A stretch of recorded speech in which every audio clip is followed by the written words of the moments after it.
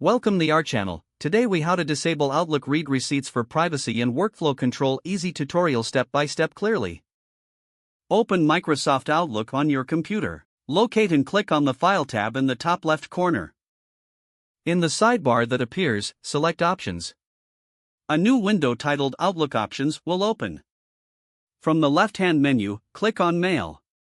Scroll down until you find the Tracking section. Look for the option labeled For all messages I send, request a read receipt. Uncheck this box to disable read receipts for all outgoing emails. If you'd like to customize read receipt settings for specific emails, you can leave the box unchecked. Next, scroll down to find For all messages received, request a read receipt. Make sure this option is also unchecked. After making your adjustments, click OK to save your changes. Close the Outlook Options window to return to your inbox. Now, your read receipts will be disabled on both sent and received messages. You can continue using Outlook without the concern of sending or receiving read receipts. This simple adjustment enhances your privacy and helps maintain your workflow control. If the page does not load, refresh the browser or try again in a private or incognito window. Make sure you are using the correct email address, then retype it carefully to avoid small typos. If your password is not accepted, use the reset option and create a new strong password you can remember. Check your spam folder for verification or security emails, then complete any requested confirmation steps.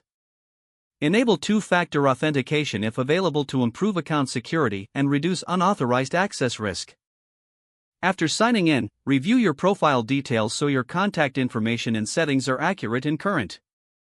If you see an error message, note it down and try again after restarting your device and internet connection. Log out when you finish, especially on shared devices, to keep your account and payment information secure. If the page does not load, refresh the browser or try again in a private or incognito window. Make sure you are using the correct email address, then retype it carefully to avoid small typos. If your password is not accepted, use the reset option and create a new strong password you can remember. Check your spam folder for verification or security emails, then complete any requested confirmation steps. Enable two-factor authentication if available to improve account security and reduce unauthorized access risk. After signing in, review your profile details so your contact information and settings are accurate and current.